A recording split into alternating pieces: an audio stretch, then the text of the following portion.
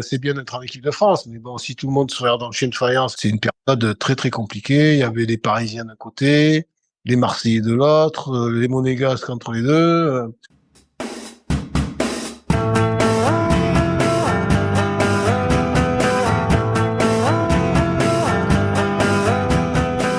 Bonjour à toutes et à tous et bienvenue dans un nouvel épisode du podcast des légendes. Élégant, polyvalent, capable d'évoluer en 6, 8 ou 10, doté d'un toucher de balle soyeux, notre légende d'aujourd'hui a brillé sur de nombreuses pelouses de France. Toujours zen, au risque de paraître nonchalant, il est lancé dans le grand bain par Aimé Jacquet, mais c'est sous les ordres d'Arsène Wenger qu'il explose aux côtés des autres futurs champions du monde, Djorkaeff et Petit. Sur le rocher, il dispute avec les Hassénistes une finale de Coupe des vainqueurs de Coupe ainsi qu'une demi-finale de Ligue des Champions en 1994, éliminée par la fabuleuse équipe du Milan AC de Fabio Capello. Chez les Bleus, il connaîtra 2 sélectionneurs en 2 sélections, dont une victoire de prestige en Italie, future vice-championne du monde quelques mois plus tard aux États-Unis. À Bordeaux, Monaco, Sochaux, Nice, Angers ou encore Alès, il n'a laissé que des bons souvenirs, engrangeant au passage un championnat de France avant qu'une blessure n'abrège malheureusement sa magnifique carrière. Notre légende aujourd'hui, c'est Jérôme Miako, évidemment. Jérôme, nous sommes vraiment ravis de t'accueillir au podcast des légendes parce que effectivement, le podcast est censé accueillir des gens qui ont marqué l'équipe de France. Mais c'est aussi des joueurs qui nous ont marqué, nous, Michel et moi-même. Jérôme Niaco, c'est effectivement le type de joueur sur lequel on rêve d'être un peu pote parce que il donne de good vibes. Donc, on est vraiment ravis de t'avoir avec nous sur le podcast. Donc, installe-toi avec plaisir sur ta chaise et c'est parti pour quelques heures avec nous. Je vais rougir là avec tout ce que vous venez de dire. Il n'y a pas de problème, tu peux rougir, on peut te laisser quelques minutes. Ça se verra pas, ça se verra pas. D'accord. Alors, merci Jérôme, à toi de t'être joint à nous. Question traditionnelle, comment est née pour toi la passion du foot ? Bon, c'est venu un peu naturellement parce que mon père jouait au foot, donc j'étais tout petit au bord des terrains et puis bon, comme tous les gamins, hein, on prend un ballon et puis on joue avec les copains et on passe l'après-midi à jouer avec les copains. Moi, je viens d'un quartier populaire de Bordeaux, donc on était dans une cité, on passait nos après-midi, nos soirées à faire des petits foot dans les entrées, sur les pelouses, etc. Donc c'est venu, je me suis même pas posé la question en fait, hein, c'est venu de tout à fait naturellement quoi. Et c'est à quel moment que ça devient un peu structuré, que tu t'inscris dans un club, etc. Oh, alors mon père était déjà dans un club, donc moi à 5 ans j'étais déjà dans un club, hein, donc D'accord. même avant l'âge requis, donc voilà, j'ai vraiment baigné tout petit depuis l'âge de 5 ans, je crois que j'étais déjà dans un club quoi. D'accord. Et au début, d'être dans le foot, c'est vraiment un plaisir ou c'est aussi parce qu'il y a justement cette fibre familiale et que tu voulais avoir un peu, pas l'attention, mais tu faisais partie quand même, c'était presque un rite familial? Non, très sincèrement, c'est même pas des questions. Voilà, c'était à moi quoi. Voilà, c'était juste j'aimais ça, j'avais envie. Si je pouvais jouer 12 heures par jour au foot, je jouais 12 heures par jour. D'accord. Il y avait pas de souci. Donc après, on se pose. C'est même pas quelqu'un qui m'est poussé ou quoi. C'est que c'était mon truc quoi. Voilà, quand j'étais gamin, j'étais comme beaucoup de gamins. Hein. Ouais. Et franchement, je pouvais faire des journées à jouer. Toute la journée au football, quoi, à cet âge-là, même assez loin, poussé assez loin dans ma jeunesse, qui est plutôt rare, parce qu'en général, on s'intéresse à d'autres choses. Moi, j'étais quand même un peu omnibulé par le foot. Ouais, Et que t'avais les panini, t'achetais les magazines, ouais tout je ça. connaissais tous les joueurs par cœur. Voilà. Quand j'étais au collège, on venait me chercher pour aller manger, parce qu'en fait, j'étais sur le terrain en train de jouer et tout le monde allait manger, sauf moi dans le collège. Enfin, voilà, c'était un peu ça, les Ouais, anecdotes. donc c'était l'obsession, quoi. Ouais, ouais, ça tournait un peu à l'obsession. Et c'était qui ton idole? Alors, moi, très sincèrement, parce que quand j'étais jeune, on faisait des stages, etc. Et on avait un coach qui coachait les Girondins à l'époque, qui venait dans mon petit club faire les stages et qui avait à l'époque, on appelle ça un projecteur, voilà, un projecteur avec des films où il y avait les géants du Brésil. Et il nous montrait ça quasiment chaque été. Donc, on regardait la Coupe du Monde 70, parce que bon, moi j'ai grandi Ouais. j'étais jeune dans les années 70. Et donc, il nous montrait la Coupe du Monde 70, donc forcément le Brésil des années 70.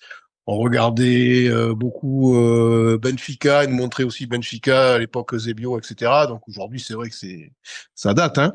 Un peu, Mais ouais. enfin, quand j'avais 7, 8 ans, c'était ces références-là qu'on avait, l'Ajax, Cruyff, Donc un football voilà, offensif, quoi. le Bayern de Beckenbauer, voilà, c'était mes références de Jeune. petits joueurs, de jeunes joueurs. Hmm. C'était ça. Après, ça a évolué au fur et à mesure. Les années 80, c'était moi, mon équipe fétiche, entre guillemets, c'était mis à part la France. C'était le Brésil 82, Zico, Socrates, etc., Aldaïr, quoi. Ouais, oui, leur belle équipe 82 qui se fait sortir par l'Italie. quelle équipe, ouais. Ouais, avec Toninho Cerezo au milieu, Falcao, enfin voilà. C'était Ouais, un non, peu mes c'était une références des équipe années. magnifique, ouais. Et Ouais, ce match contre l'Italie, mais quel. c'est ça. Bon, après, on a eu encore un drame par la suite avec l'équipe de France, mais Ouais. Oui. voilà, c'était vraiment mes idoles de jeunesse, on va dire. Alors justement, juste petite anecdote. En 1982, t'es un jeune, un adolescent. La défaite contre l'Allemagne, t'as pleuré. Enfin, comment tu l'as pris cette défaite? Tu t'en souviens ou pas? Oui, je m'en souviens très très bien. Ouais, ouais, on l'a pris comme une grosse gifle. C'est vrai qu'on est passé des émotions. En plus, j'avais 14 ans, hein. Ouais. Ouais. Donc d'émotions on se voyait en finale de Coupe du Monde, ce qui était quand même à l'époque pour la France pas forcément donné d'avance, et éliminé au penalty. Donc voilà, des émotions. Pleurer non, parce que bon, c'est pas. Mais c'est vrai on est passé par tous les états, je pense, comme toute la France à l'époque, quoi. Ouais, bon, Guillaume avait 25 ans déjà à l'époque, mais Ouais, moi c'est ouf, ah, ça allait. localement, t'es de la région bordelaise. Tu supportes les Girondins? Disons que j'ai joué longtemps au Girondin, hein, parce que j'étais Ouais, formé là-bas. Après, c'est vrai que c'est un club de cœur, hein, parce que moi j'ai joué quasiment 10 ans en tant que ouais. jeune, de jeune jusqu'à stagiaire pro au Girondin. J'ai fait mes premiers matchs en pro avec les Girondins, donc bon, c'est mon club de cœur. Après, c'est vrai que ce qui s'est passé au sein du club là pendant les dernières années, bon, c'est pas forcément C'est moins glamour, ouais. ouais, c'est moins glamour. Mais là, malheureusement, on est dans le creux. Après, bon, c'est cyclique, hein. Tous les clubs de France sont passés un peu par les mêmes. Bah, tous les clubs qui ont été achetés par Lopez, ouais. Effectivement, il y a Déjà, mais effectivement bon, un point commun, ouais. Ils se tous sont fait Lopézifier, ouais. ouais, entre guillemets, tous les clubs historiques français ont eu leur mauvaise période, hein. Ouais, Lyon, Marseille, bon, ça se maintient plus ou moins, mais ils ont eu une période un peu compliquée. Saint-Étienne, j'en parle pas. Strasbourg, enfin bon, voilà, je vais pas faire la liste de tous les clubs, mais ouais. on est à Bordeaux dans le creux de la vague, même en Aquitaine, hein, parce que bon, si on regarde la carte de France des clubs professionnels, Ah, il y a pas Ligue 1, grand-chose. Ligue 2, national, voilà, c'est quand même le Ouais, grand trou, il est quand même au niveau de la région du Sud-Ouest, quoi, ouais. malheureusement. Mais voilà, après, voilà, c'est un club qui est plus que centenaire, donc Non, mais il je y a veux dire, des hauts, il y a des bas, quand t'es on est dans petit, un je veux dire, creux. quand t'es petit, hein, c'était vraiment pas du tout une question piège, hein. C'est-à-dire, quand Ouais. t'es petit, quand t'as 8, 10 ans, Girondin, c'est le club que tu Ah supportes? oui, bien entendu, ouais, ouais. D'accord. Oui, quand mon père m'amène au stade. Enfin, on va voir. Bon, Ah à oui. l'époque, Ah oui. les joueurs, moi, les premiers matchs que j'ai vus au stade, c'était Jean-Pierre Tocoto, Robert Bouygues, des noms qui D'accord. sont aujourd'hui plus du tout. Ouais, c'est un peu avant la période dorée, quoi. C'est avant les années 80, c'est les années 70. J'ai même vu le Ouais. Cosmos de New York qui a joué à Bordeaux. Il y a Beckenbauer qui était venu jouer à Bordeaux avec le Cosmos. Ouais. Donc, je pense qu'en 77 ou 78. Ouais, bah, c'est le match qui change un peu la carrière de Giresse en équipe de France. Parce que Ouais. Beckenbauer, après, fait une déclaration comme quoi, c'est qui le milieu de terrain, le petit là, il devrait jouer en équipe de France. Et c'est un petit peu, en tout cas, c'est ce que Alain Giresse vous avait raconté sur le Donc, ouais, podcast. j'étais à ce match-là. Ouais. J'étais au match aussi où Daniel Jean Dupeux se fait ouvrir la jambe par Berdol, Ah Ouais. oui, d'accord. Ah ouais, hors de donc Marseille. Donc, voilà, c'est les années 76, 17, 18, dans ces eaux-là, quoi. t'es un Donc, bon, fan hardcore des Girondins, quoi. oui, on était abonnés avec mon père m'a amené au match, on était abonnés, on allait régulièrement au match, ouais. D'accord. Et là, tu progresses dans le football. Quand est-ce que ça commence à basculer vers un projet professionnel ou en tout cas ouais, une professionnalisation? Oh, après, dans la tête d'un gamin, ça va assez, c'est vite, on y est vite en général, hein. Ouais. Mais après, voilà, moi, c'est vrai que j'étais repéré par les Girondins, donc ils sont venus me chercher. J'ai signé au Girondins, j'avais 12 ans ou 13 ans. Et Alors après, raconte-nous un bon, peu à ce moment-là quand ça se passe, sachant que tu es abonné au Girondins. Je sais qu'à Strasbourg, moi j'étais dans des équipes de jeunes. Quand on jouait contre le Racing, c'était le club de la région. Généralement, on se faisait défoncer. Je crois qu'on les a battus une fois et du coup au match retour, ils ont mis leur équipe une. On s'est fait démolir. Mais quand tu savais qu'un gamin que tu voyais jouer au parc, qui jouait au Racing, tu disais ça y est, c'était la petite star. Donc comment toi, en plus dont papa était abonné et qui allait à tous les matchs, quand tu as été sélectionné pour le Girondins, ça devait être un événement considérable, non? oui, enfin après moi, c'est vrai que pour moi c'était un événement parce que c'était intéressant. Après on se connaissait parce que moi j'étais déjà dans les petites sélections locales et tout ça, donc je connaissais les joueurs des Girondins, on se côtoyait, voilà, on connaissait moi je connaissais leur niveau, voilà. Mais après effectivement, ça s'est fait un peu naturellement, on va dire, parce que bon, c'est vrai que dans mon petit club, j'étais quand même au-dessus des autres. Je jouais avec des catégories beaucoup plus hautes. Donc voilà, j'étais un peu, Donc c'était plus naturel. Ça s'est fait plus ouais, j'étais un peu naturellement. référencé déjà assez jeune parce que bon, c'est vrai. D'accord. Voilà, T'étais j'étais quand même. rapidement la petite star de ton quartier, quoi. C'était Ouais, celui avec c'était un lequel tout le monde voulait peu, jouer. ouais, c'était un peu ça. Après, et bon, je connaissais aussi tous les joueurs, tous les petits joueurs se connaissent un petit peu entre les Hmm. écoles, etc. C'est vrai que tout le monde se côtoie plus ou moins. C'est un petit milieu comme dans des sports, dans tous les autres sports aussi. Je pense qu'une fois qu'on a rencontré les uns les autres, on sait à tel endroit il y a tel joueur, il y a tel joueur, etc. quoi. À ce moment-là, tu joues quel poste au départ Moi, au au- départ, je joue attaquant, plutôt attaquant ou milieu offensif. Moi, je voulais jouer numéro 10, comme tout le monde, à Ouais. l'époque. Et, mais on me faisait jouer soit attaquant droit, soit attaquant dans l'axe, et que milieu off. Et j'imagine tu mets 70 buts par saison, ça doit être des chiffres dingues comme ça, non? Ouais, quand je jouais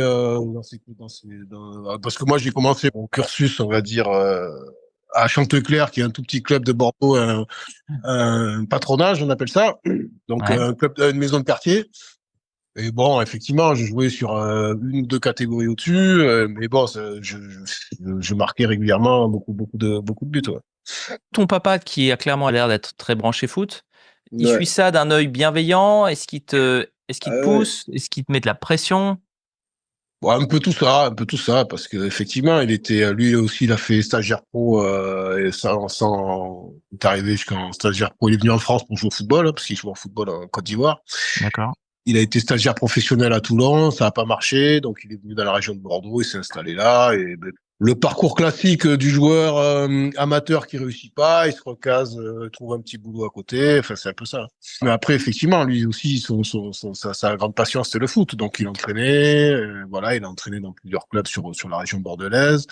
Moi, forcément, il me suivait. Forcément, j'avais le débrief de tout ce que je faisais. Hein, donc, Alors, est-ce que c'est un débrief bienveillant ou est-ce que c'est la liste de tous les ah, trucs que tu le as mal papa, fait? enfin, il y a deux types de papa. Il y a le Ouais. trop bienveillant et le trop pas bienveillant. Ouais. Moi, c'est plutôt Ouais. la deuxième. Mais Ouais, Ouais, bon, d'accord. après, voilà. le vrai français. Le vrai français, quoi. Le vrai papa français qui, sur 15 trucs bien, dira toujours le truc pas bien, Ah, quoi. c'est le truc qui va pas, ouais, c'est ça. Ouais, Mais ouais. bon, après, c'est ce qui fait avancer aussi, hein, faut pas se cacher. Effectivement, c'était plus dans le sens négatif entre guillemets, parce que dans son idée, effectivement, un peu à l'ancienne, c'est de plutôt aller vers la critique. Maintenant, on Mm. est un peu plus sur les parents d'aujourd'hui, on est un peu plus dans le contraire. Mais Ouais. Ouais. mais voilà, à l'époque, Ah, c'était un ça peu. c'est, ça vient des États-Unis encore, hein. Ça c'est Ouais, la méthode américaine. Est-ce que tu vois ça comme une pression positive ou est-ce que tu te dis il faut que je réussisse non seulement pour moi, mais aussi pour lui, pour qu'il ait une revanche sur sa propre carrière? Parce que ça doit quand même mettre une pression de fou à ton âge, non? ouais, c'est sûr que les parents, ça met une pression de fou. Non, parce que c'était moi aussi, c'était mon envie. Après, si c'était D'accord. un gamin qui a pas forcément la fibre, etc. Bon, ça peut être mal vécu. Moi, il y a certaines fois où ça c'est forcément pas bien placé parce que on est un peu en rébellion sur quand on arrive à un certain âge. Mais Ouais. après, globalement, moi, j'étais quand même dans le truc que j'aimais faire. Voilà, on n'était pas toujours forcément d'accord sur sa vision du truc. Voilà, entre lui qui le voit de l'extérieur et moi qui le vivais de Ouais. l'intérieur. Voilà, c'était un peu, il y avait quelques conflits de temps en temps, mais bon, ça c'est relativement, c'était pas traumatisant pour moi. Voilà. Heureusement ou malheureusement, t'es pas le seul à être dans ce cas avec un père qui avait une carrière. Et ce qu'on a vu avec les autres joueurs, c'est que à un moment donné, le joueur arrête d'écouter son père et lui dit un peu en disant bon bah très bien mais je m'en fous un peu. Est-ce que ça est arrivé à un moment où à ton père tu lui as dit ouais t'es gentil mais enfin bon maintenant je suis pro quoi donc Ouais. au revoir. Ouais. Oui, c'est arrivé. Oui, oui, bien sûr. Même avant, avant d'être pro. Oui, Ouais. c'est arrivé, bien entendu. Ouais, ouais, il y a eu quelques clashs, hein, parce que bon, voilà, à un moment donné, quand on arrive à avoir 15, 16, 17, bon, voilà, on veut s'émanciper du papa, parce que Ouais. ben, c'est vrai que ça fait plusieurs années qu'il est là, même si, je dis, des clashs sans, on va dire, sans Oui. grand éclat, mais bon, oui, il y a cette période-là où effectivement on dit bon, mais maintenant laisse-moi jouer mon truc et puis même si on est toujours en contact et tout, enfin en contact, on est toujours parce que moi je suis parti forcément quand on devient pro à 15-16 ans, on n'est plus à la maison, hein, on sort Ouais. de D'accord. formation, donc après c'est une relation différente. Voilà, donc c'est une relation différente parce on se voit plus régulièrement. Voilà, nous, les périodes d'échange, etc., c'est retour d'entraînement, retour de match. Là, c'était plus le cas. Donc, il y avait moins de présence, quoi. Ouais. Et t'as des frères et sœurs? Ouais, j'ai une sœur. Parce que j'avais souvent aussi dans le schéma familial, il y a plusieurs frères et puis souvent le joueur qui réussit, c'était pas forcément le meilleur de la fratrie, mais c'était celui qui était le plus solide en tout cas. Donc là, c'est pas. Ben, c'est une qualité qu'il faut aujourd'hui, on le voit. Et ce que je dis, parce que bon, aujourd'hui, je suis un peu éducateur aussi au niveau des jeunes. Et le message qu'on transmet, c'est effectivement, c'est pas forcément les meilleurs qui réussissent, hein, Ouais. qui ont le plus d'aptitude entre guillemets. Hmm. C'est souvent des jeunes qui ont ben, un mental, qui ont tout qui va avec, hein, un entourage aussi qui peut leur amener des choses intéressantes, une compréhension. Enfin voilà, pour réussir au foot, enfin ou dans le sport en général, on se rend pas compte de tous les éléments. Enfin réussir au haut niveau. Hein. Après c'est pour jouer. L'amateur, c'est autre chose. Mais pour réussir au plus haut niveau, surtout au football, qui est qui est le sport le plus concurrentiel en Ouais. Europe, hein, où il y a le plus de monde et le plus de volonté de basculer sur un projet professionnel, eh ben, il faut énormément de paramètres qui se mettent dans le bon sens. Quoi. Les Girondins, tu vas là-bas, tu as 12 ans, tu es en sélection régionale. Qu'est-ce Ouais. que les recruteurs, qu'est-ce que les éducateurs voient en toi à ce moment-là? Alors moi, je suis un joueur référencé très fort techniquement, capable de faire des différences tout seul, mais un peu voilà qu'il faut pousser, qu'il faut des fois un peu nonchalant. Ouais. D'accord. C'est-à-dire que bon, il y a des jours où où je casse tout, puis il y a des jours où je passe à côté du match quoi. Voilà. Mais alors, on a eu Peggy Louindoula qui un peu le même profil, hein, parce que aussi père ancien demi-pro, mais du Zaïre, poussé en tout cas bien de manière bienveillante par son papa, et aussi vu de l'extérieur comme nonchalant, mais il disait que c'était pas de la nonchalance, c'était plutôt la pression glissait un peu sur lui, mais Mhm. qu'il avait la niaque quoi, qu'il s'était pas Hmm. du tout, il avait la grinta, Ouais, mais ouais, qu'il ouais, était ouais. impatient. Oui, Est-ce que c'est toi, les joueurs. t'étais nonchalant ou c'était plus l'impression que Mais tu donnais? voilà, c'est l'impression. Après, nous, on a toujours, il y a ce que vit le joueur sur le terrain ou dans sa performance, et il y a le ressenti et ce qui dégage Ouais, quand on le regarde. ouais, Voilà, moi, j'étais un peu comme certains, ben, un peu comme voilà, comme Zidane, ça lui arrivait d'avoir ce genre de critique aussi. Quand tout va bien, qu'il fait des trucs techniquement qui sont hors normes, mais on dit c'est un génie. Quand tout va mal, ça lui arrivait, je crois, si j'ai de bonne mémoire, au centre de formation à Cannes, où il a eu des mauvaises périodes, et puis voilà, on voulait lui rentrer dedans, je crois que c'était, comment il s'appelle, Guy Lacombe, ouais. pour lui rentrer dedans, qui était l'entraîneur du centre, pour lui rentrer dedans, il le faisait jouer latéral droit, tu as besoin de prendre de la niaque, etc. Voilà. Parce que on reproche à ce genre de joueur un manque de combativité, un manque de ceci, un manque de cela, parce que ben, le jour où tu es moins bien, tu réussis peut-être pas tes gestes techniques, tu réussis pas ce que tu réussis d'habitude, et on va te reprocher ben, de ce que t'as pas comme qualité, parce qu'on dit, ah, bon, t'es pas un mec qui va aller gratter des ballons dans les pieds, t'es Hmm. pas un mec qui va aller faire 100 mètres tacler, etc. Et on se focalise là-dessus parce que tu réussis pas tes points forts de base. Hmm. Donc voilà, après c'est un ressenti aussi, un ressenti par rapport à ta façon de courir, à ta façon de te déplacer, ton body language entre guillemets, qui fait qu'on ressent, tiens, ben lui il a l'air cool, il a l'air tranquille, alors que le mec il est à fond. Hein. Ouais, c'est ça. Ouais. Mais c'est un ressenti.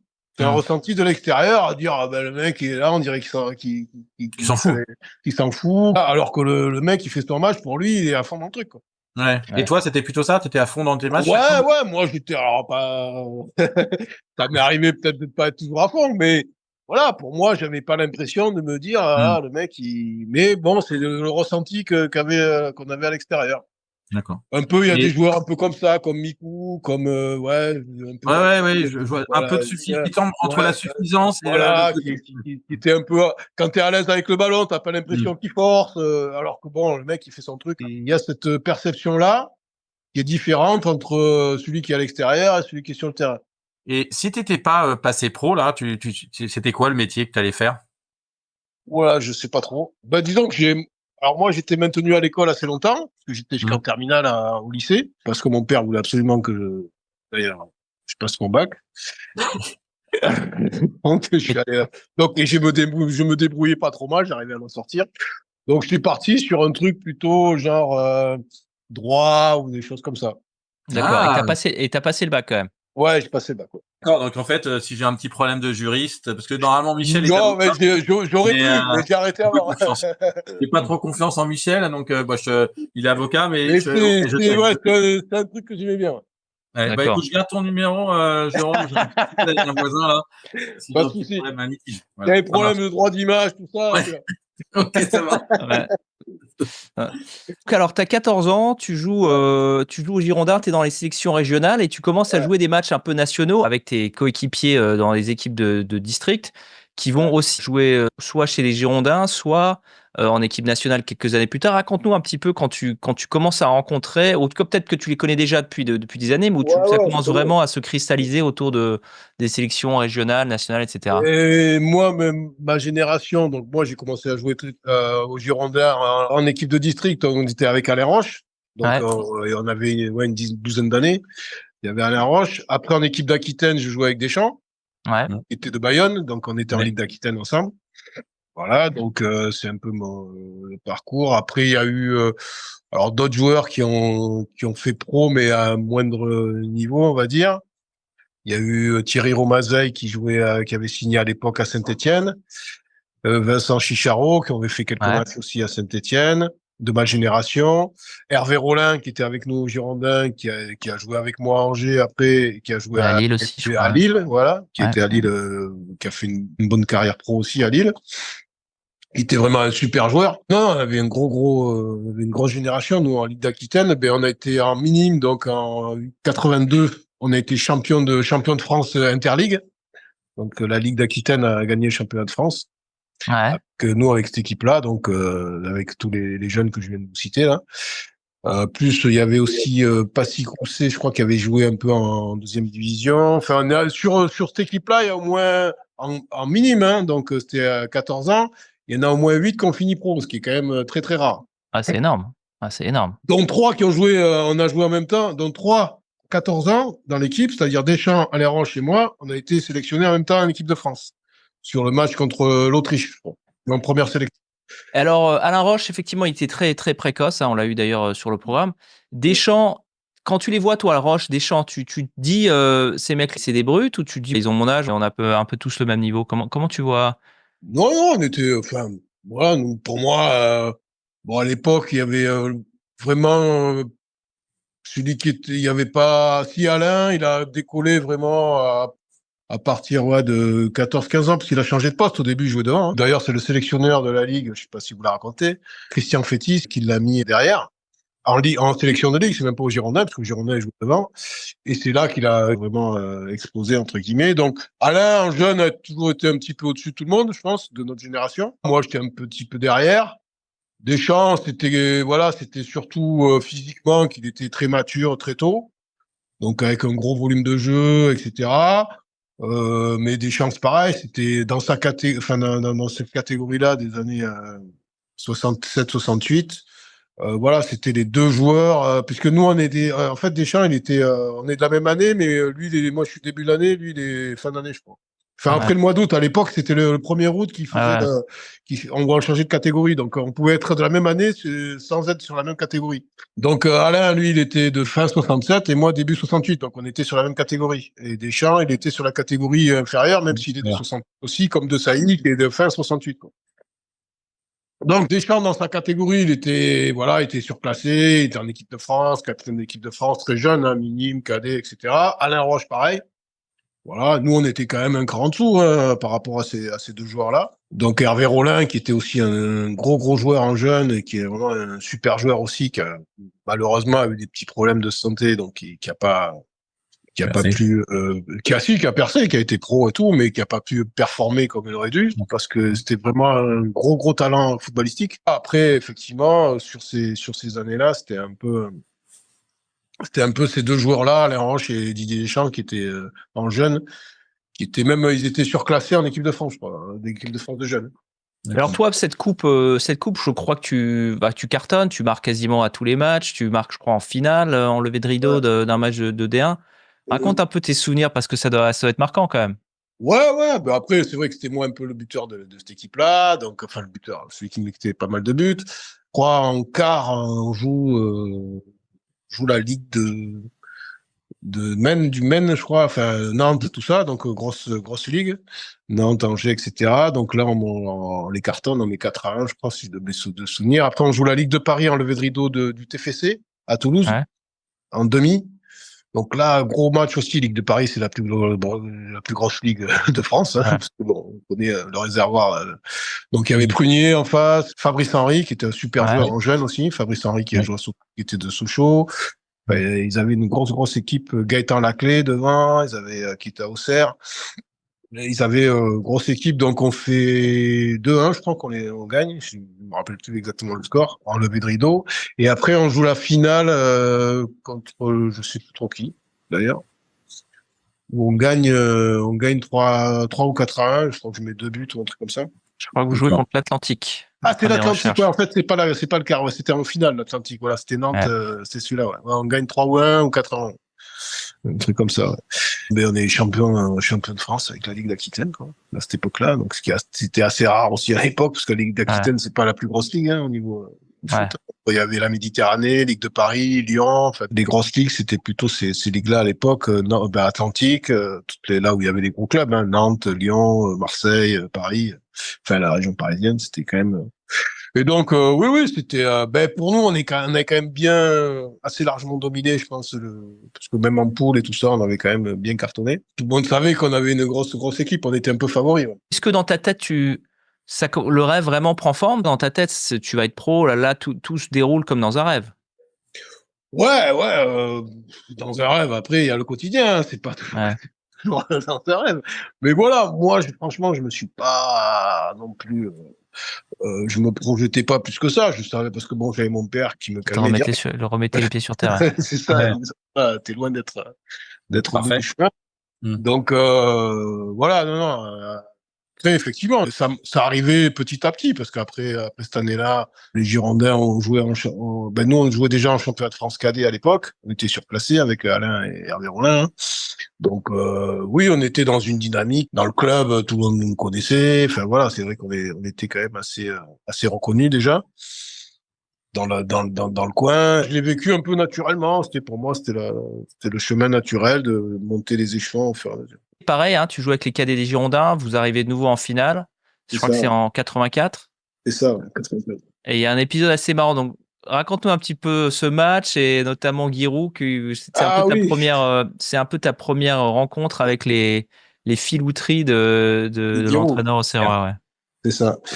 Ouais, alors effectivement, on joue, donc on arrive en finale du championnat de France cadet, mais là avec les Girondins, pas avec les Aquitaine, et on joue en levée de rideau de France-Portugal à Marseille, la demi-finale de l'Euro, ouais. De l'Euro, ouais. Et donc on joue au CR, et je sais plus combien, on fait 3-3 ou un truc comme ça, je crois. On est rapidement mené 1-0, 2-0, puis après un deuxième mi-temps, on revient de 2-2, je crois qu'on fait, ou 3-3, je sais plus. On fait 2-2 ou 3-3, et donc à l'époque, penalty. Donc on va au penalty. Notre gardien, je crois qu'il arrête le premier penalty. Et il y avait Giroud, parce qu'il y avait l'équipe de France qui commençait à s'échauffer derrière les buts et tout ça, parce que le match duré un petit peu, séance de penalty. Donc, et Giroud était derrière le but d'ailleurs, il était déjà sur le banc de Auxerre. Au cours du match, il est arrivé. Quand il est arrivé dans le stade, il s'est mis sur le banc avec l'entraîneur. Il n'était pas là au départ.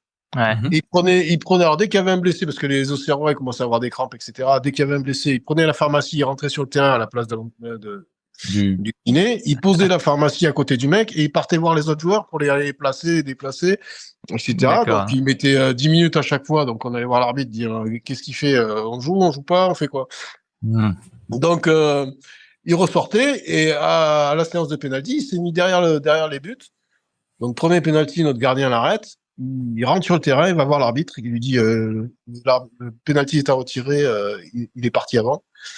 Et l'arbitre qui avait validé l'arrêt, qui avait rien dit, a fait retirer le penalty à l'Auxerrois. Et on a perdu, je crois, 6-5, je crois, au penalty. Ah ouais, d'accord. Voilà Et alors, du coup, vous le prenez bien ou vous êtes furax? On n'apprécie pas trop, on n'appréciait pas trop. Ouais, d'accord. T'es pas le premier à raconter des petites histoires comme ça sur Giroud. Ça t'a validé le fait que tu irais pas au CER. Ouais, ça c'est clair.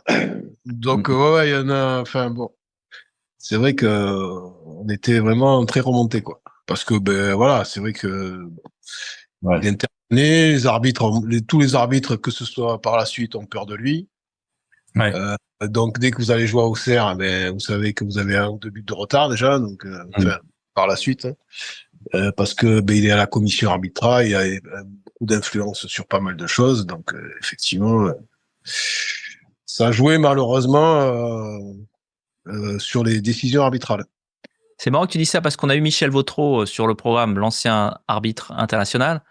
Autant sur Claude Bèze et Tapi, on sentait une certaine affection, mais alors sur Giroud, il était assez virulent. C'était, il a dit non, mais il était ballonnette. Il y avait pas ce petit côté c'est sympathique. Ouais. Non, c'était pas sympa, franchement. Surtout quand on est éducateur, voilà. Ouais. Voilà. Bref. Et on a eu aussi Jean Castaneda, il a aussi des anecdotes assez rigolotes avec. Moi j'ai fait des matchs avec à Auxerre où à chaque fois on savait qu'on allait parce que les arbitres c'était biaisé déjà, c'était biaisé dès le départ parce qu'ils mettaient la pression aux arbitres et les arbitres connaissaient son influence. S'il y avait un petit litige, on savait que ça allait pas dans le bon sens. Enfin, que ça allait toujours dans le même sens, on va dire. Alors juste pour creuser un peu, pour qu'on comprenne un peu nous qui sommes des novices, surtout Guillaume, quand tu dis qu'il était à la commission arbitrale, c'est-à-dire que l'arbitre pouvait penser que s'il faisait un mauvais match, ou en tout cas un match qui allait pas dans le sens d'Auxerre, il risquait de se faire rétrograder et ensuite arbitrer des matchs scolaires, des trucs comme ça? Scolaire peut-être pas, j'exagère un peu, mais... Mais non, disons que oui, il avait une influence, il pouvait influer sur la carrière de l'arbitre, et les arbitres le savent. Il intervient dans des commissions où les gens sont notés, où les arbitres, c'est assez spécial, ça monte vite, mais ça descend vite aussi, donc voilà, et les mecs, ils prenaient pas de risque, l'arbitre, il se dit, si jamais ça se passe mal, voilà, comme d'autres dirigeants d'autres clubs avaient été avaient des fonctions à la ligue, tout ça. Donc après, effectivement, quand ils vont voir les arbitres, quand ils vont voir les trucs, c'est pas pareil que si c'est un club lambda ou qui est inconnu au bataillon, quoi. Quand Olas il vient parler, je pense que c'est pas pareil que quand c'est le président de Saint-Malo. Ouais, c'est sûr. Donc là c'était pareil, Giroud c'était grosse influence partout, donc dès qu'on jouait au CER, on savait que voilà, fallait pas qu'il y ait de litige, si on gagnait, il fallait que ça soit largement quoi. Et tu te souviens d'autres cas un petit peu litigieux quand vous jouez contre Auxerre, d'autres cas où vraiment vous aviez envie de vous arracher les cheveux? Oui, moi j'ai des souvenirs où on a marqué des buts refusés, on sait pas pourquoi. Je me rappelle de Thuram qui avait un super but de la tête, on était refusé sur un corner, mais personne à 3 mètres autour, mais bon, refusé, voilà, j'ai comme ça, des brimes, mais bon, je sais qu'à Auxerre, c'était très compliqué, ouais. Et on a appris que l'arbitre, après quoi, a été livré 3 cargaisons de poulet. Non, c'était même pas de ça, c'était juste que, voilà, il savait qu'à un moment donné, nous, je crois qu'il avait égalisé à la 88e, un truc comme ça, et donc voilà. Écoute, c'est marrant que tu dis ça parce que maintenant que tu parles, moi je suis un fan de Nantes, donc bon, désolé, mais il y avait une demi-finale de Nantes-Auxerre, à Auxerre, demi-finale de Coupe de France, c'est les arrêts de jeu. Je crois que c'est Nicolas Ouédé qui marque un but Et il y a Patrice Loco qui est hors jeu de position. Il but refusé. Voilà. Hors jeu de position, un truc qui n'avait rien à voir. Hors jeu de position. Un truc qui était déjà plus à la mode depuis à peu près 5 ans. Bon, voilà, défaite de Nantes. Merci au CER, finalement. Oui, il y a toujours des trucs comme ça. Il y en a eu, parce que les arbitres savent que si jamais il est là, il peut influer sur des promotions entre guillemets, quoi. Okay. Donc c'est les conflits d'intérêts du football. Ouais. Quand les dirigeants se retrouvent dans les instances, ça donne ça. Alors donc tu perds ta finale cadet sur cet épisode malheureux. Sur cet épisode Giroud, hein. Ouais. le premier d'une. On n'aurait peut-être pas gagné, mais voilà. Mais en tout cas, vous auriez peut-être pas perdu surtout. On saura jamais. Ouais, exactement. Et donc donc sur cette première filouterie de Giroud. Et donc là, j'imagine que à la rentrée, ou je sais pas exactement combien de temps après, tu signes ton contrat d'aspirant au Girondins. Au Girondins, c'est ça. Et alors pour les auditeurs qui sont pas vraiment familiers avec le process dans le monde professionnel, quand tu signes aspirant, est-ce que tu as une garantie de devenir pro? Est-ce que c'est mettre le pied à l'étrier ou pas? C'est aspirant professionnel en football, c'est comme c'est comme un aspirant boulanger, hein, c'est pareil, hein, c'est le même contrat. Hein. C'est le je pense que les auditeurs sont pas plus familiers avec les aspirants boulangers. Hein. Non, mais je veux dire, c'est le même stagiaire boulanger ou stagiaire qui est monteur-fraiseur, ou j'en sais rien. C'est le droit du travail français, il y a un contrat. Il n'y a aucune garantie. Le contrat d'aspirant, c'est un contrat de 2 ans avec derrière. Alors moi, j'avais signé 5 ans parce qu'il faisait signer soit 5 ans, soit 2 plus 3, c'est-à-dire 2 aspirants, et après, on pouvait signer 3 ans stagiaire. Donc là, comme moi, ils voulaient absolument me verrouiller, j'avais signé 5 ans, 2 ans aspirant et 3 ans stagiaire.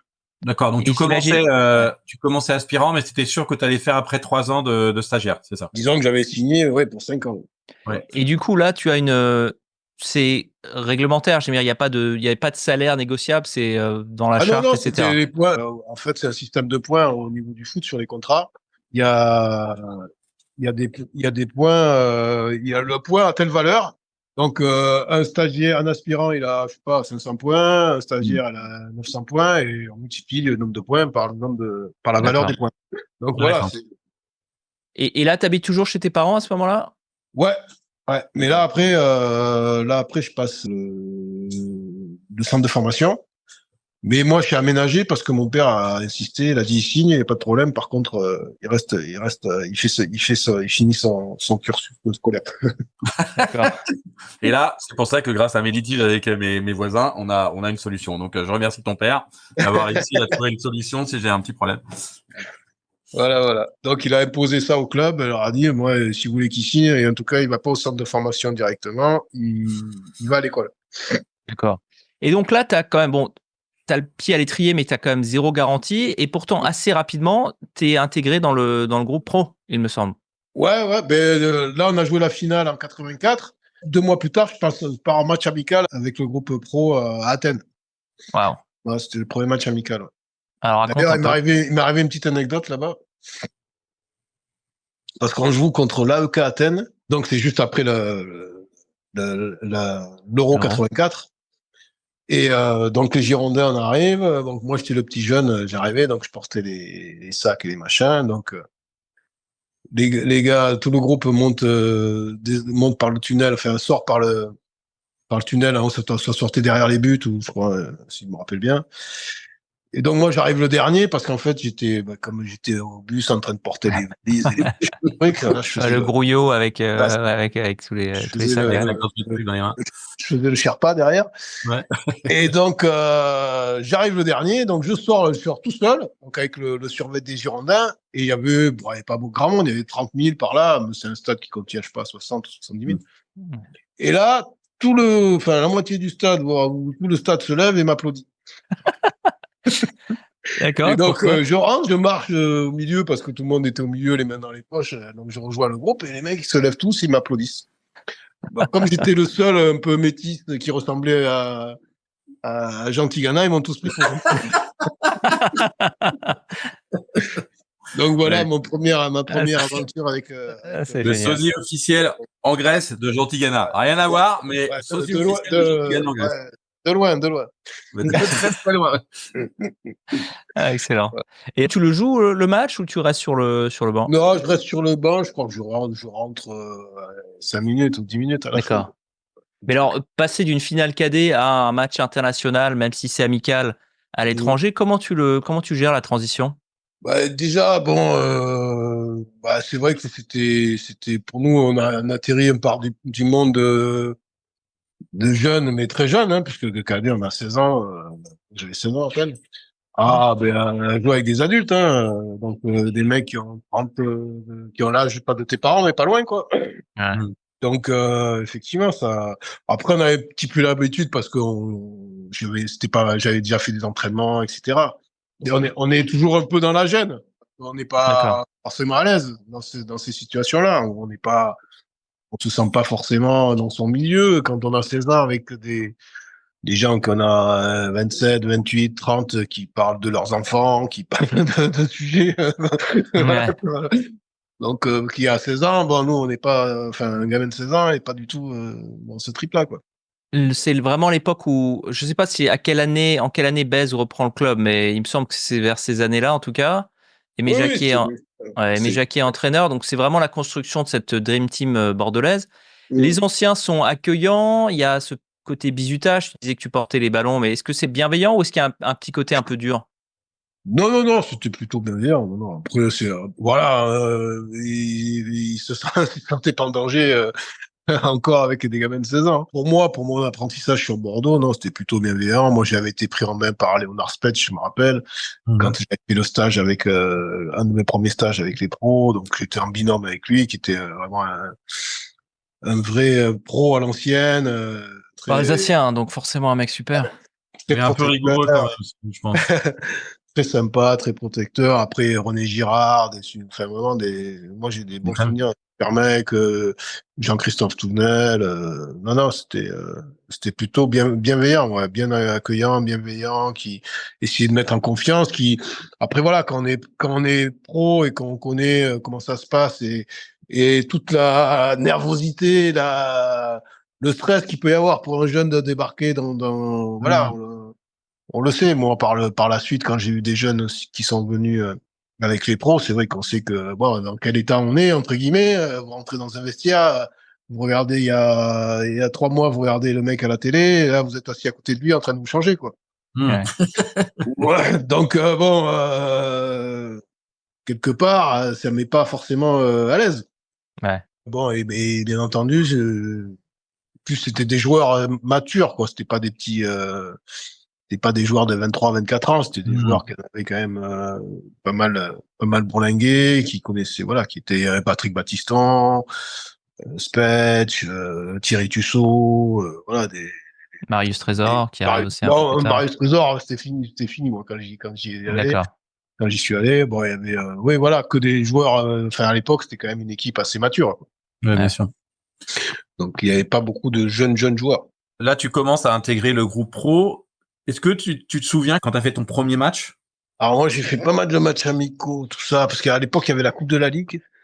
Oui, J'ai fait pas mal de coupes de la Ligue, déjà des 16-17, je crois. Je crois que j'en ai d'accord, fait un 16 contre Brest, je me rappelle bien. Mon premier, je crois que c'est contre Brest en Coupe de la Ligue.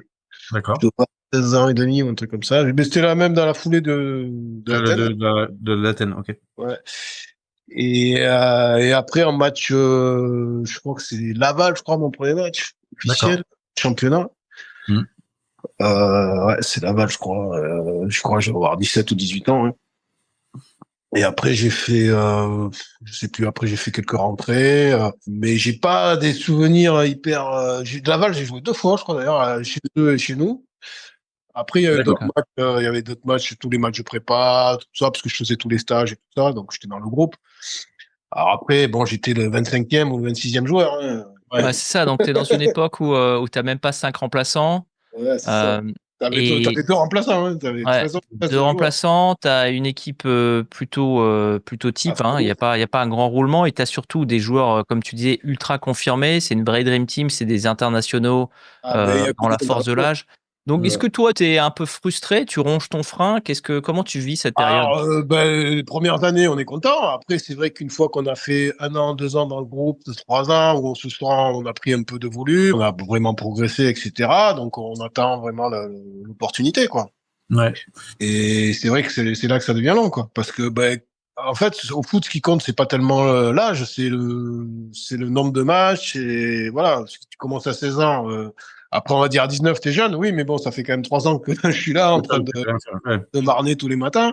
Mm. Donc, au bout d'un moment, c'est vrai que moi, à partir de 18 ans, 19 ans, bon, je sentais que j'étais quand même pas trop mal, pas trop loin, que j'avais réduit quand même pas mal l'écart qu'il y avait. Voilà. Après, c'est vrai qu'à cette époque-là, pour gagner sa place à Bordeaux, il fallait être meilleur que des internationaux de Ouais. 27, 28 ans. Hein. C'est que des gars dans la force de l'âge et au meilleur de la carrière. Hein. Ouais. Après, il y a eu Ferreri, Touré, Vercruis,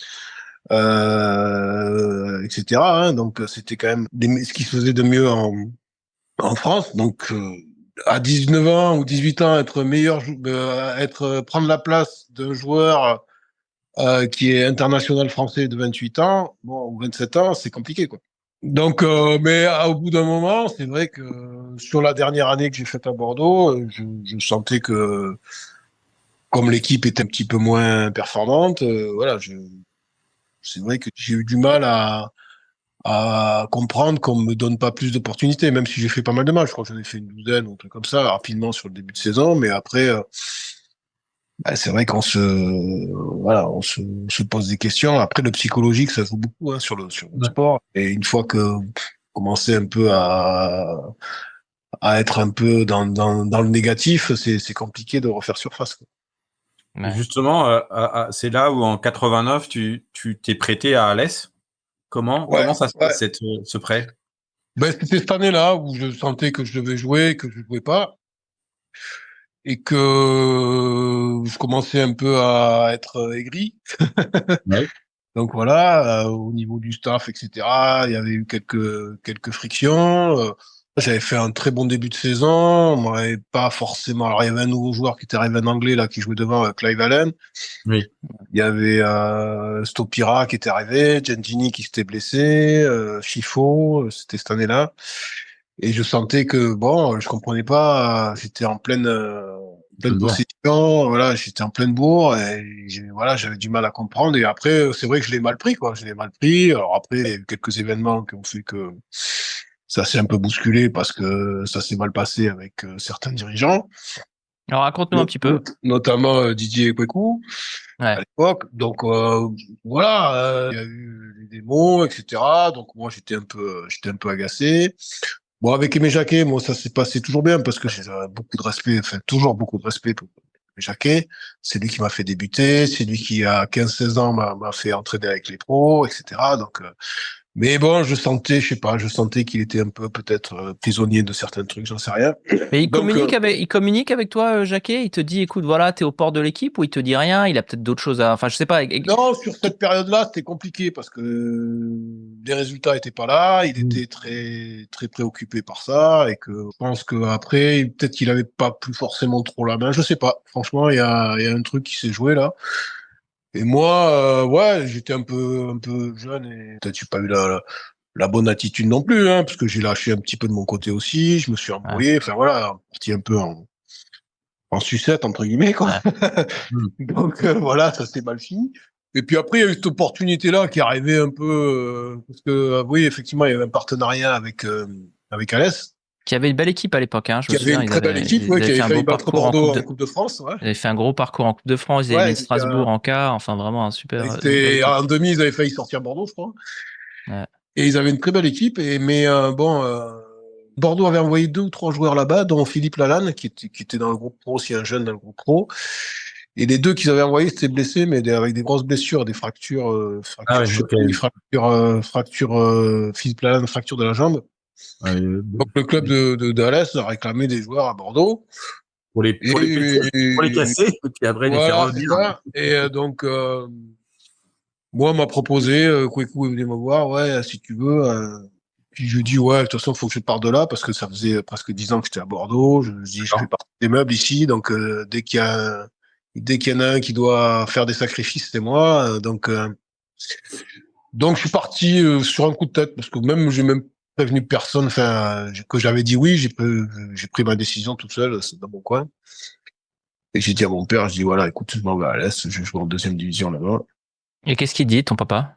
Ouais, il est un peu fâché parce que je l'ai pas demandé, mais après, bon, il dit, mais écoute, voilà, peut-être que ça sera une occasion de rebondir, quoi. Ouais. Parce qu'à Bordeaux, ils sentaient qu'on arrivait au bout du truc, quoi. Que moi, ça faisait, j'étais le petit du coin, que au bout d'un moment, ça ronronne et voilà, il fallait peut-être trouver une solution, quoi. Est-ce que rétrospectivement, maintenant des années plus tard, tu penses que c'était un bon choix? Ouais, pour moi, c'était un très bon choix parce que ça m'a fait voir autre chose. Et puis, ça a déclenché d'autres choses. Voilà. Pour moi, c'était un D'accord. bon choix. Ouais. Alors, D'accord. peut-être pas, oui, il y aurait peut-être eu mieux, si j'avais creusé un petit peu, j'aurais peut-être trouvé mieux, hein, entre guillemets. Mais bon, ça a été un bon choix. Parce que je suis arrivé là-bas avec le niveau que j'avais. Je pense que j'étais largement au-dessus du niveau Moyen. moyen de ce qui se faisait dans ces championnats-là à l'époque. Donc je suis arrivé à l'Est, je crois que j'ai mis 2-3 buts sur les 2 premiers matchs. Enfin, j'étais vraiment, voilà, je suis arrivé, j'étais chaud quoi. Ouais. Et bon, le coach, enfin voilà, c'était là-bas, il m'a regardé, il m'a dit mais comment ils t'ont laissé partir à toi, je comprends pas, voilà. Et il dit ben voilà, c'est le concours des circonstances. Puis c'est vrai que ben, de suite, je suis dans un bon groupe de foot avec des bons joueurs de football, hein, même si le cadre, bon, quand on passe de Bordeaux à l'Est, hein, c'est pas du tout pareil, hein, Ouais, Ouais. j'imagine. et même au niveau installation. Et quand tu passes du petit jeune à quelqu'un de titulaire dans un club même de deuxième division et pas de la même du même technique que Bordeaux, ben voilà, on sent plus de considération, on est pris en compte, ça permet de passer un cap aussi. Après, malheureusement, je me suis moi aussi rapidement blessé. Je sais pas s'il y avait pas un truc. Je crois qu'ils ont mis fin après au partenariat avec Alès en disant Ouais, on leur envoie toujours des gars, les mecs se pètent les trucs, se c'est blessent, ça. Et là, je etc. me suis pété le genou, moi, pendant 6 mois. J'ai fait 4 matchs, je crois. Je me suis pété le genou à l'entraînement. Donc, Putain. ben, voilà, 4 mois dans le plâtre. Enfin, un mois dans le plâtre et 4 mois de réduc. Ouais. Ouais. Donc, bon, à l'arrivée, effectivement, c'était pas. Mais bon, après, ils voulaient absolument me faire signer là-bas parce que ben, les Girondins, entre-temps, Jacquet s'était fait virer. Oui. Ouais.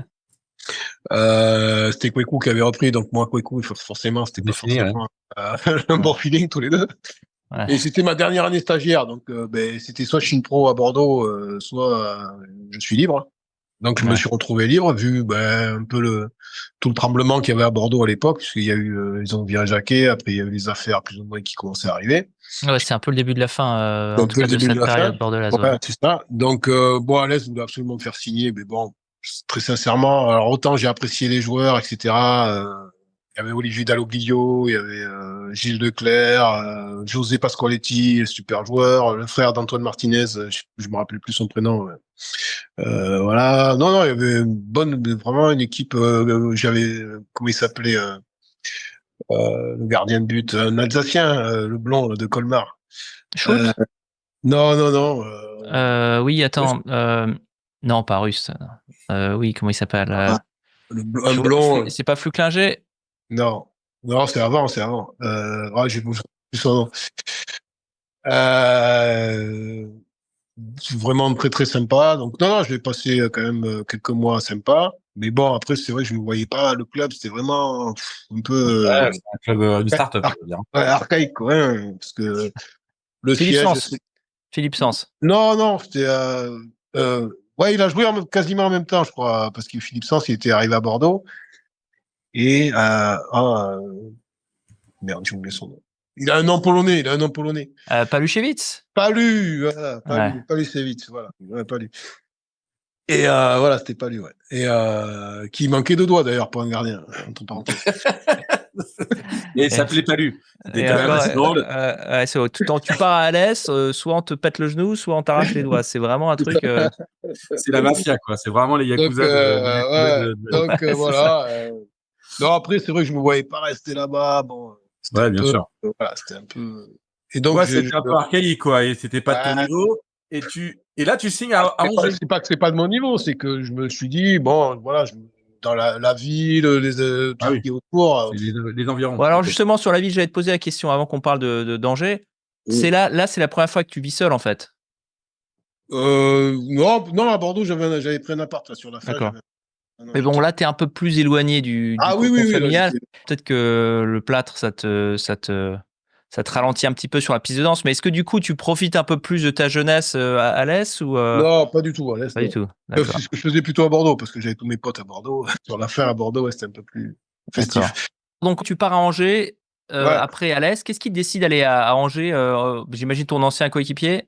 ouais, donc il y a Hervé Rollin qui est là-bas, qui a été prêté, lui, à Angers, mais depuis le départ de la saison. Après, ben, comme mon parcours en jeune, tout ça, je suis un peu quand même un peu reconnu entre guillemets dans le milieu, donc les dirigeants d'Angers me connaissent et vu les prestations d'Hervé Rollin, ils se sont dit ah, si on a si on a son Sur la même. pendant en termes de joueurs et puis bon le coach me connaissait aussi de jeune, Hervé Gauthier, le directeur sportif aussi parce que c'était un gars de Mont-de-Marsan, Le Thor. Donc, il me connaissait bien aussi parce que j'avais joué souvent contre Mont-de-Marsan avec l'équipe réserve de Bordeaux à l'époque. C'est comme ça que ils m'ont sollicité. Enfin, Hervé leur a dit que j'étais disponible, donc ils m'ont sollicité. Alors j'ai aussi écouté les propositions d'Alès qui Ouais. voulait me faire signer, mais bon après j'étais à Angers, j'ai vu le club, j'ai vu les installations. Bon voilà, ça faisait quand même Plus pro. Hein.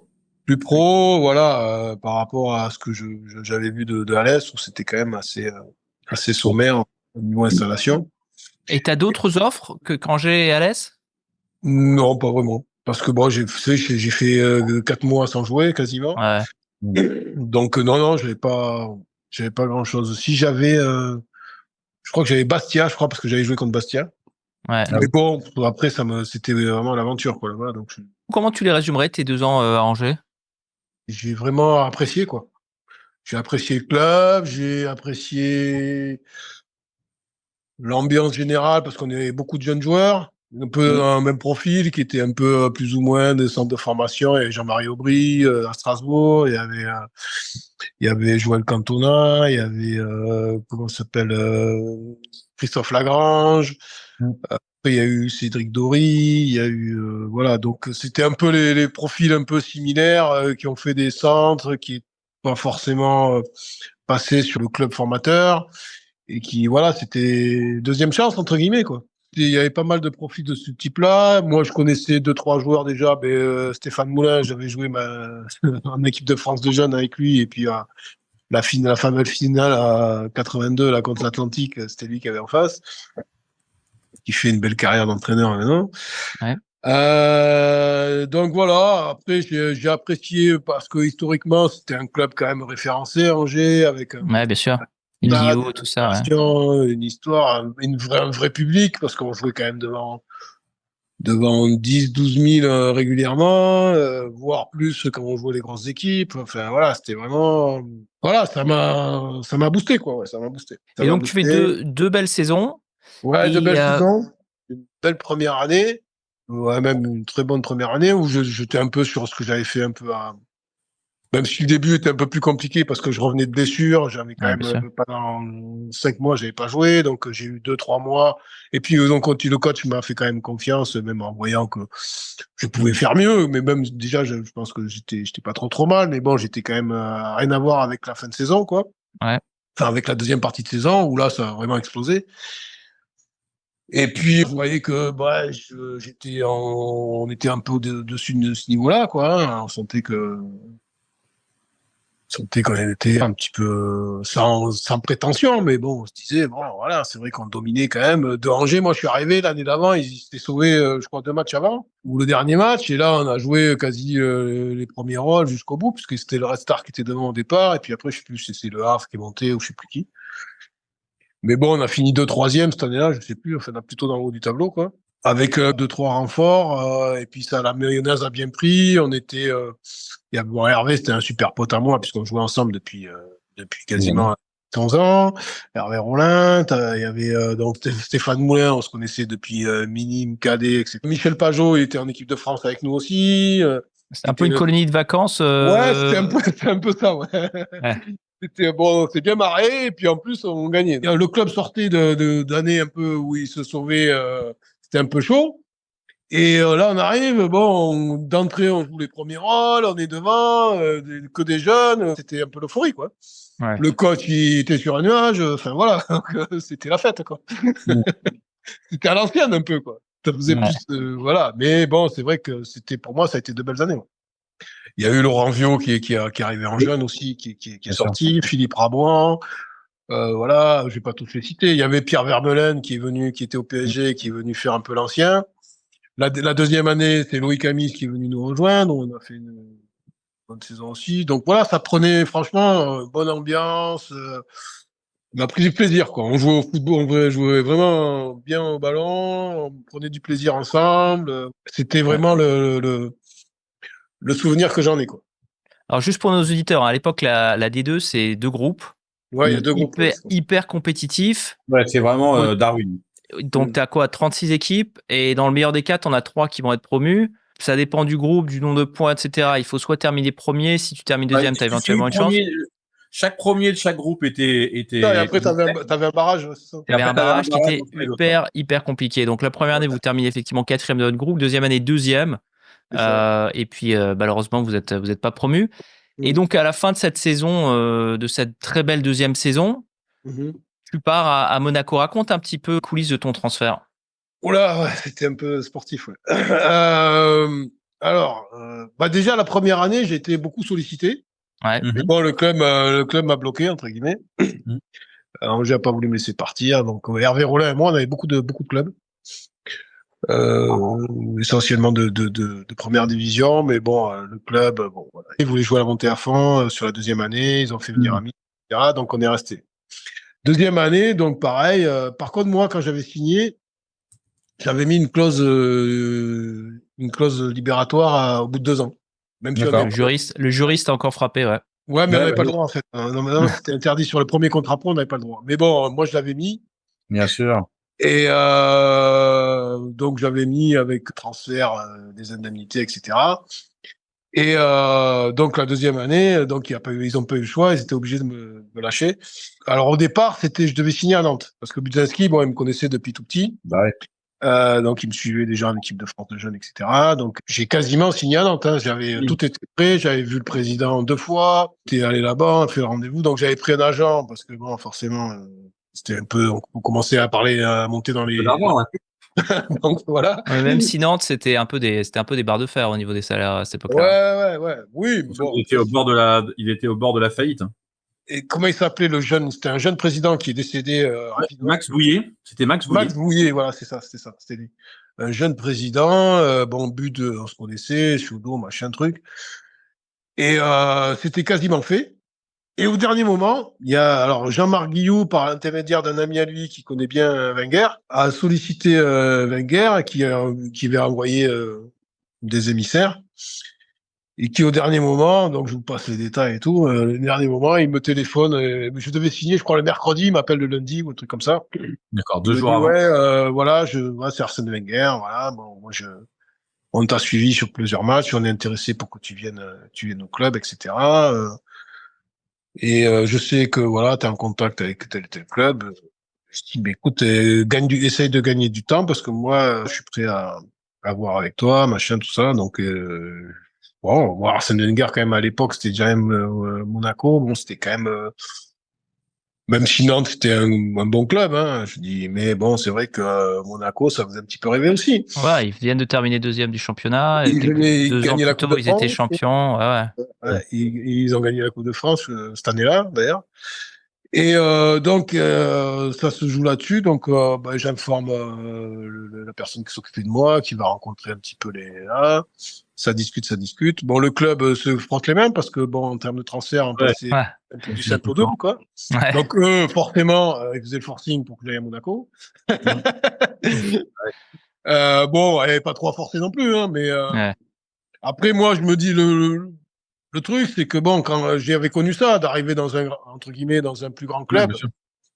se retrouver avec que des stars et être le 25e joueur, bon, c'est ça qui me faisait un petit peu hésiter. C'est tellement financier, mais c'est de dire, ah, si je vais là-bas, c'est pour revivre un peu Pour faire les banquette. les 2 dernières saisons que j'ai fait à Bordeaux. Bon, ça m'intéresse pas trop, quoi.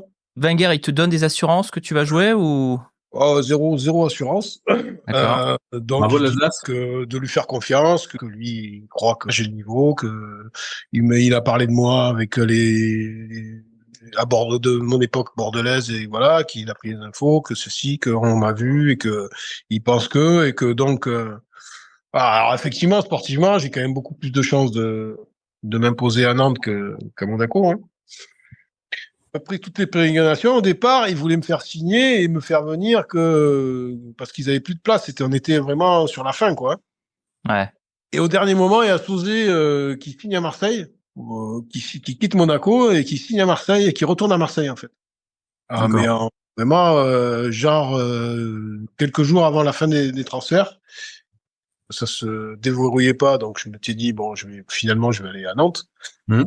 Et puis, au dernier moment, je pars sur Monaco, donc par rapport au départ de Sauzé, en fait. Donc après, c'est vrai que moi, j'arrive là-bas, dans un groupe où les mecs, ils venaient de gagner la Coupe de France, second du champion, tout le monde attend des stars, quoi. Hein. Mhm. Donc moi, je suis pas une star hein, à l'époque, j'arrive de D2, je déboule là-dedans, donc bon, il y avait quand même Georges Weah, Fofana, Rui Barros, Passy, etc., quoi. Donc bon, c'est pas des joueurs hein. Honor, Ettori, Puel, enfin voilà, les historiques. Donc bon, les mecs, ils me regardent arriver en se disant, ah, qu'est-ce qu'ils nous ont, où ils nous ont d'où ramené celui-là. Ok, t'as pas encore l'a priori positive, quoi. C'est- C'est pas, mais disons que voilà, leur objectif c'est d'être champion de France. Et ils perdent Franck Sauzé, donc il était quand même, Mhm. voilà, même si c'était quand même un nom, quoi, on va dire, plus enfin un vrai joueur. Ouais. Ils perdent Franck Sauzé, ils voient Quel arriver choix. Jérôme Niaco, donc c'est qui lui? Oui. Ouais. Voilà, c'est un peu ça le contexte. Ouais. Donc moi j'arrive là-dedans, bon voilà, effectivement, je redébraye, je repars 2-3 ans en arrière, quoi, me retrouver Mhm. dans un gros club où ben il faut faire sa place, quoi. Et puis, Et mais je suis tu ressens un petit peu ça qui doute un peu de toi? Tu le ressens, ça? ah ben oui oui, on le sent, voilà, direct. Ouais. Mais Comment ça se manifeste? pas les joueurs, ben mais après c'est un ressenti, on voit dans les vestiaires, bon les gars, ah ouais tu viens d'où, tu fais quoi, enfin voilà voilà, c'est un ressenti. Je sais pas, toi, t'es journaliste, t'arrives dans une rédaction où t'as un mec hyper connu qui arrive, ou un mec, on te dit, ben, pourquoi ils ont pris lui, voilà, c'est un peu ça, quoi. Ouais. Tu le sens. Mhm. T'as pas besoin on n'a pas besoin de te le dire, tu le sens. D'accord. On te dit, bon, c'est un jeune joueur, machin truc, il te présente comme un jeune joueur, parce que j'avais 22 ou 23 ans. C'est en 91, j'avais 23. Ouais, 23, ouais. Et donc, jeune joueur, voilà, t'arrives, bon, t'es référencé, tes 2 dernières saisons sont en D2, donc t'es référencé D2, donc bon, les mecs, ils se disent, Mhm. tiens, on va recruter en D2 maintenant. C'est un peu ça le truc. Hein. Ça te motive? Ça décuple ta motivation? Ouais, disons que bah, au départ, moi, je suis quand même 2 mois, 3 mois, enfin bon, je suis dans le groupe, tout ça, y a pas de souci, je suis un pro, donc je suis un pro comme un autre. Mais bon, je fais 2, 3 mois en En réserve, réserve. hein. Ouais. D'accord. Alors, au début, bon, on me dit, bon, allez, il faut pas repasser par là, quoi, entre guillemets. Donc, je fais un peu de réserve. Donc, moi, ça commence. Et au bout d'un moment, bon, moi, je suis pas le mec hyper patient non plus. Mais, Ouais, j'ai l'impression que c'est un peu le trait de ouais, caractère, ouais. ouais, au bout d'un moment, bon, c'est le Tournier, il s'appelait ouais, Tournier, l'entraîneur de la Ouais, Détroit, bien qui est sûr, ancien socialien, ouais. un vieux de la vieille. Donc, ça commence, moi, ben, je me dis, je vais pas faire 6 mois en Détroit, quoi. Donc, Ouais. de temps en temps, je suis dans le groupe remplaçant. Je fais quelques rentrées, ça se passe plutôt bien. Le coach, il voit que quand je rentre, il y a pas de problème. Je suis plutôt performant, etc. Et puis, bon, et je commence à me frustrer un peu d'être souvent un peu ce qui m'arrive à Bordeaux. Hein. Je peux me prendre le bec avec le coach de la Détroit. Bon, voilà, ça commence à Mhm. tourner un peu vinaigre, quoi. D'accord. Et il arrive, alors un moment, bon, je pense, je sais pas, Wenger, il sent les trucs, j'en sais rien, je sais pas. Il a vu que, bon, ça, un moment, même je m'embrouille avec des joueurs et tout, bon. voyais que je commençais un peu à briller, quoi. Ouais. Je sais pas, une fois, et je sais plus à quelle heure, on va à Nancy, voilà, c'était à Nancy, le premier match titulaire. Parce que bon, après, j'avais fait des matchs, j'ai beaucoup de matchs, quoi. J'étais sur le banc, tout ça. Bon, après, c'est vrai que j'étais pas venu pour ça. Moi, je m'étais, entre guillemets, dit, je me suis fait un petit statut, avec mes performances auparavant, et là je me retrouve à repartir quasiment comme un jeune du centre, De euh, nouveau, tout devoir prouver, quoi. tout devoir retrouver, donc bon, avec un bagage quand même plus important que 3 ou 4 ans en arrière, mais bon voilà, Ouais. c'était un peu frustrant. Je sais pas, il y a eu un moment donné, on va jouer à Nancy. Et c'était le jour, je me rappelle, parce que je regardais ça, on regardait ça à la télé, le jour du concours, le fameux concours de saut en longueur, là, Mike Ah Powell oui, et Ah oui, à Tokyo, voilà, à incroyable. Tokyo, voilà, c'était ça, c'était Ouais, ce jour-là. incroyable. Ouais, c'était ce jour-là. 8,92. Ouais. Ouais, ouais. Et non, c'était 91, non? Je crois que le record c'était 8,90 Ah, et le il gros, fait. le record, oui, Et je crois que lui il 88, fait 93, je parlais de 8,80. l'année. Il fait pas 8,91, un truc comme ça? Ouais, bon, 96, non, non, enfin, je sais plus, ouais, ouais, 96, je on crois, un truc comme vérifiera. ça. 95 ou 16. Et donc, c'était ce jour-là, ouais, parce que l'après-midi, je regardais ça à la télé, je me rappelle. Et donc, on joue à Nancy et on gagne 4-1, mais bon, vraiment, on les a écrasés, quoi. Et moi, franchement, je fais un gros match, quoi. Je fais un bon match, enfin, rien de, pas exceptionnel, mais bon, un bon match, solide et tout, et Très vraiment, solide. Wenger, bon, il était ravi, donc ça se passe bien. Et puis, depuis ce match-là, après, quasiment, j'ai fait tous les gros matchs jusqu'à la fin de la saison, quoi. Après, j'ai plus contre qui on joue Cannes, je crois, je mets un but. Et le dernier match avant la trêve, on joue le PSG et on gagne 1-0, c'est moi qui marque aussi. Donc bon, ben là, forcément, le groupe, dès que ben, tu rentres, t'es titulaire, tu montres que voilà, t'as le niveau. Enfin, on se renifle un peu le derrière, quoi, à chaque fois Ouais. pour savoir qui Ouais. est qui dans un groupe. C'est un peu ça, hein. Donc quand Et, on voit, ah ouais, ben, le mec, ouais, ça va, il assure. Voilà, il faut se faire valider, quoi, hein. et C'est un c'est peu. qui que tu remplaces? Tu prends la place de qui au final? Ben, c'est Yuri qui joue pas trop, en fait, Djorkaeff, qui fait des bancs, qui joue. Enfin, on était les deux un peu en balance, quoi, parce qu'on est un peu sur les mêmes postes. Ouais. Et après, sur la fin, c'est plutôt avec Gérald Passy, même Yuri, il joue pas trop, hein. Cette année-là, il joue moins, quoi. Ouais. Donc, moi, je joue avec Marcel, je joue avec Marcel, moi, je m'entraîne bien avec Marcel Dib, donc je joue avec Marcel Dib au milieu, Claude Puel derrière moi. Marcel Libre, on l'a eu hier hein, sur le programme. Juste, Ah, ça voilà. c'est marrant. Semaine monégasque. Ouais. Et donc, ouais, il y a Puel et derrière, Puel Dib, et moi, je suis devant. Claude Patrick Puel Valéry à parfois. droite, en alternance avec Blondo, le sonore à gauche, et dans l'axe, c'était Roger Mendy et Manu Petit.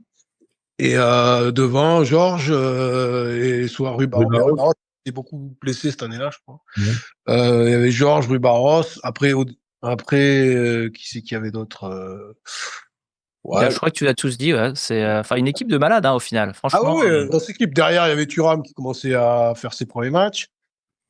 Tutu qui était remplaçant plus ou moins, qui rentrait. Il y avait Gilles Grimandi aussi qui faisait partie du groupe. Qui c'est qui avait, ils avaient fait venir Stevie Baek, là, le Danois, Ouais. qui a Comme Steve Baek, ouais. un truc. Offensivement, il y avait Benjamin Clément aussi en plus. Devant, qui c'est qu'il y avait d'autres Youssouf Fofana, donc à Il y avait gauche. James Debat aussi de temps James en temps. Il Debat n'était qui pas était tout dans le le temps. groupe, mais bon, il était pas. Ouais, c'est pareil, c'est des jeunes joueurs un peu dans mon profil, quoi. Des Ouais, jeunes qu'on essayait de voir si ça passait ou si de ça passait pas, bonifier. quoi. Ouais. Il y avait Christophe Et, Robert. Christophe Robert qui était venu cette année-là, mais qui est pas resté. Qui est parti à Valenciennes, hein, c'est après. grosse saison à Monaco et Ouais, qui te permet 4 mois plus tard d'être appelé pour la première fois en équipe de France. ouais, c'est ça. Alors Ouais, ouais. raconte un petit peu, toi qui avais fait toutes les sélections juniors, de revenir, enfin toutes les sections de jeunes, de revenir par la grande porte à un moment où peut-être tu t'y attendais le moins. Oui, oui. Comment ça se matérialise? Qui c'est qui Ben, t'annonce la sélection, tout ça? je crois que c'est Arsène Wenger qui me prévient, me dit ouais, voilà, j'ai eu Gérard Rouillet, normalement tu vas être sélectionné pour l'équipe de France et tout ça. Je dis, ah, donc, ouais, ouais, effectivement, je suis un peu tombé comme ça, je m'attendais pas trop. Parce qu'il y avait eu le championnat d'Europe 92, donc c'était Ouillet qui reprenait derrière. Et sur la première, je crois que j'étais malade, moi, sur le Brésil. D'accord. Il m'a sélectionné pour le Brésil, j'ai pas pu y aller parce que j'étais malade. Enfin, j'ai chopé un virus. Et il m'a resélectionné donc au mois de, je sais plus, c'était octobre ou novembre. Octobre, ouais, Ouais, 14 octobre. ouais. Sur l'Autriche. Voilà, donc là, ouais, non, ben content, voilà, content, parce que une découverte, quoi, parce que on connaît pas, enfin, même si on connaît tous Ouais. les joueurs, hein, on se connaît les joueurs, je les connaissais, mais enfin, pas tous, mais il y en a quelques-uns. Donc content, à voir comment ça se passe, etc. Et puis bon, content et franchement, pas emballé. Ah oui. Ouais, au Bah, niveau il de y a pas l'ambiance. une, il y a pas une super ambiance hein, à l'époque. Voilà, le problème, c'est ça, c'est que c'est bien d'être en équipe de France, mais bon, si tout le monde se regarde dans le chien de faïence, que c'était très compliqué, quoi. C'était une période très, très compliquée. Il y avait les Parisiens d'un côté, les Marseillais de l'autre, les Monégasques entre les deux. Ouais, il y a comme un petit contingent monégasque, alors peut-être pas sur cette Non, sélection en non, non, là, particulier, j'étais mais juste avec Christian Perret, je crois. Je Et, crois, hein, je sais plus. On était que deux, hein. Il me ouais, c'est semble, vrai que hein. c'est un peu Non, plus c'est même tard pas qu'il y a plus Perez, de c'est moi, monégasque. c'est la deuxième. C'est la, je sais plus. Si, peut-être, je sais plus. Si, je crois que j'étais avec Perez. Si, il y avait Gravelaine, c'est la première de Gravelaine aussi. Ouais, tu le remplaces d'ailleurs, ouais. Ouais, ouais, c'est ça. Il y avait, comment il Bah, il y avait s'appelait? Sauzet, ancien monégasque, ouais. Ouais, Sauzé, Sassus. Après, il y avait Ginola, Roche, etc. Et de l'autre côté, Deschamps, Papin, Casoni. tu retrouves Roche au Ouais, Bordelais. ouais, Roche, ouais, c'est ça. Bah, alors raconte un peu, donc tu dis qu'il y a une mauvaise ambiance. Comment ça se ressent? Les mecs se parlent pas? Tu sens que le groupe est, Ah ouais, est ben il y a fracturé? la table est coupée en deux, hein. D'un côté, Marseille, là, donc grosso modo, il y a quoi, 4-5 joueurs de Marseille, je sais plus qui, il y a Papin, Casoni, Ouais, il y a Sauzé, Papin, Caso, Boli, Boli, Durand, Fournier, je Sauzé. sais pas s'il est à Marseille à cette Non, époque-là, Fournier, il est il est au au PSG, PSG. là.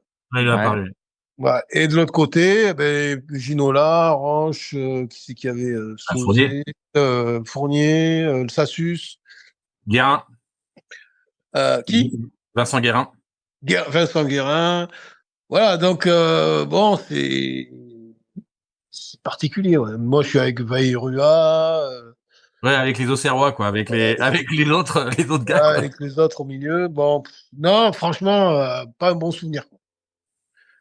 Pas un bon souvenir. À passer une semaine dans la forêt, se regarder de travers. Bon, il n'y a pas une grosse ambiance. C'est bizarre. Voilà, c'est un sentiment de bizarrerie un peu. Et ben alors, est-ce que les groupes, ils essayent de te coopter dans leur groupe, comme dans les colos, quoi, tu vois, t'as les clics Non, où les Marseillais essayent de te Comment, faire ouais, venir dans leur groupe, les Parisiens essayent de te comment faire venir prison? dans leur. Il y a de quoi? non, non, pas spécialement, mais moi, je discute un peu avec tout le monde, mais voilà, après, c'est un peu, quand même, c'est un peu cloisonné, chacun fait sa vie. En plus, bon, c'était des premières sélections, donc bon, nouveau sélectionneur, bon, même s'il était, il était adjoint le coup d'avant. Ouais, je sais pas, c'est bizarre. Franchement, je suis un peu, je descends de quelques étages, quoi. Dire, ouais, Ouais. bon, si c'est une semaine comme ça, à plus ou moins, pas une très bonne, enfin, pas bonne ambiance, voilà, je sais pas. Ouais, ok. J'ai pas, voilà. Moi, je suis assez instinctif et feeling, et c'est vrai que là, le feeling n'était pas du tout, quoi. Ça te surprend quand tu vois, alors tu fais pas partie du désastre de France-Bulgarie, Non, mais quand tu vois ça, t'es pas surpris, j'imagine. pas du tout, non. Bah, voilà, vu l'ambiance qu'il y avait au sein de ce groupe-là, on savait que, bon, déjà, c'était quand même qu'il y a eu des bons résultats quand même avant les 2 derniers matchs. Ouais, ouais, Mais bon, voilà, et surtout l'après, quoi. Bon, après, ça s'est déchaîné, quoi. ouais. Voilà, c'est vrai que c'était un peu, ça pendait au nez, quoi, hein, de par le sélectionneur aussi. Bon, Gérard Houllier de ces années-là, c'est pas le Gérard Houllier d'après Liverpool, etc. Il est quand même moins, il avait moins de coffres, voilà, il était Ouais. plus sous influence des joueurs Très bien. que d'avoir une vraie, de vraiment s'imposer, quoi. Toi, tu joues une trentaine de minutes sur ce match. Tu Ouais, joues pas les matchs d'après. Est-ce que tu es sélectionné, mais tu rentres pas en jeu ou tu fais ouais, même pas ouais. partie? D'accord. Si, ouais, je suis sélectionné contre la Finlande, Ouais. mais je rentre pas. Et après, ouais, après c'était surtout cette semaine-là où j'étais, ouais, vraiment, le cœur y était pas trop, quoi, en fait. Donc je D'accord. pense qu'il a senti le sélectionneur que bon, j'étais pas. En plus, il voulait me faire jouer piston, je crois, à un moment donné. D'accord. Donc bon, c'était pas trop Un mon coup de bol. truc. Vu l'ambiance et tout, c'était compliqué. Ouais. D'accord. Compliqué, j'avais pas trop la. j'avais pas trop, quand on me dit, ouais, t'es vas à l'équipe de France, ça fait un peu bizarre de dire ça, mais c'est vrai que j'étais pas forcément, je sautais pas au plafond, quoi. Je dirais, aller passer une D'accord. semaine là-bas, au milieu de nulle part, et pour, pas forcément, déjà, pas forcément prendre du plaisir, entre guillemets, même si c'est l'équipe de France, c'est vrai que bon. Alors, je me rendais peut-être pas compte, hein, à cette époque-là, on est jeune, hein, quand même. Mais voilà, ça m'a. Comme moi, je vivais mes trucs un peu dans les émotions aussi, donc le truc, pas forcément rendu compte de la chance d'être là, hein, mais Mm. c'est vrai que j'arrivais pas à T'avais me pas de forcer, quoi. à me dire, ouais, c'est super, c'est top, c'est machin, c'est. Et t'avais d'autres joueurs qui avaient le même ressenti que toi? C'était un truc qui était partagé par d'autres Ah joueurs, genre bon, qu'ils après, avaient tout le pas monde vraiment envie d'y voyait aller? plus ou moins envie d'y aller. Quand tu es sélectionné, ils ont envie d'y aller, mais bon, vu l'ambiance, le mec est quand même assez. Voilà, après, je ne connais pas les sentiments exactement des autres joueurs, mais par rapport à ça, c'est vrai que c'était une époque un peu particulière. Ouais. Et donc, ta deuxième section un peu plus tard, donc c'est contre l'Italie. Là, c'est Jacquet Ouais. qui est sélectionneur. Lui, Mhm. au contraire, il essaye de tourner la page des Marseillais, des Parisiens. Il fait des choix assez, Assez tranché, ouais. des choix assez tranchés. Il t'a connu comme jeune joueur. Est-ce que quand lui, il est choisi comme sélectionneur, est-ce que tu vois ça d'un bon œil et comment tu vois la différence quand tu arrives à Clairefontaine et que c'est Ah Jacquet ben qui non, titulaire? là, on n'a pas fait Clairefontaine, là, parce qu'on est allé Ah oui, c'est vrai, c'était en Italie, ouais, pardon. directement en Italie. Donc, on arrivait la veille ou l'avant-veille, je sais plus. On est resté 2 jours ou 3 jours et on avait joué le match directement là-bas. Ouais. Non, non, moi, très sincèrement, l'équipe de France, même quand il me resélectionne, je sais qu'en fait, il vient voir un Marseille-Monaco. Il vient voir un Marseille-Monaco de cette année-là, là, de 93, je crois. Et là, je fais vraiment un gros, gros match, quoi. Et je pense que c'est sur là-dessus qu'il m'a appris, quoi. Parce que bon, moi, il m'avait vu déjà, puisqu'il était adjoint de oui, hein, déjà, avant de prendre la sélection. Et après, c'est vrai qu'on va sur l'Italie, et après, il y avait pas mal de nouveaux. Il y avait Cyprien, je me rappelle, il y avait Djorkaeff, son premier, je crois que c'est sa première, ou une de ses premières. Il y avait pas mal de nouveaux. Il y avait l'une des premières aussi de, comment il s'appelle, Carambeu. Carambeu, voilà, merci. Voilà, donc il y avait des nouveaux, il y avait Vincent Guérin aussi, il y avait pas mal de nouveautés, effectivement, et donc c'était plutôt agréable, ouais. C'était mieux, disons que c'était mieux, c'était plus mélangé, c'était plus sympa dans l'ensemble, quoi, entre guillemets. Ouais. Et donc là, c'est ton premier match comme titulaire, donc t'entends l'hymne, etc. Ça, tu le ressens de manière particulière, ça? Oui, oui, c'était quelque chose de particulier, c'est des trucs qu'on regarde à la télé quand on est gamin, donc on Ouais. regarde tout ça, donc effectivement, c'est particulier, ouais. C'est particulier, donc oui, oui, c'était sympa. Après, effectivement, peut-être que ça, parce que j'ai fait vraiment un match catastrophique ce jour-là, je crois. Tu Et crois? ouais, ouais, ouais, je sais pas. Après, ça s'est pas bien passé. Enfin, il y a plusieurs trucs. Je pense que j'ai passé mon temps à défendre. Je crois que c'était Maldini que j'avais en face. Mm. J'ai passé mon temps à défendre. Offensivement.